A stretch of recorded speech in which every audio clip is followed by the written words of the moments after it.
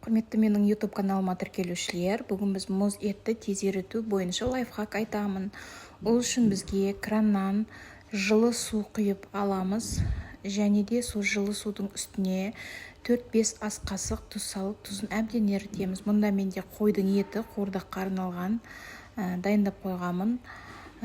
Сол еттің үстіне жаңағы тұзды суымызды құямыз.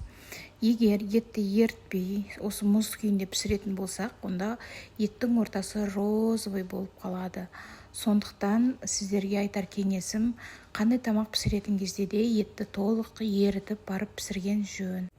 Және ет асқан кезде де етті толық ерітіп қазанға салған өте дұрыс. Өйткені етіңіз қанша 3 сағат, 4 сағат қайнап піскенмен ортасы розовый болып қалады.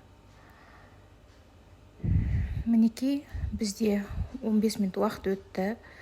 Мінекей, еттеріміздің барлығы шетінен алынып жатыр, жібіген. Осы кәделеріңізге жараса, осы лайфхак пайдалансаңыздар болады. Астына комментарий жазып, қай қаладан екендеріңізді айтып кетіңіздер. Және де менің каналыма тіркеліп, осы мамыр айында 1000 адам болғанға дейін көмектесіп кетсеңіздер, сіздерге алғысым шексіз болатын еді.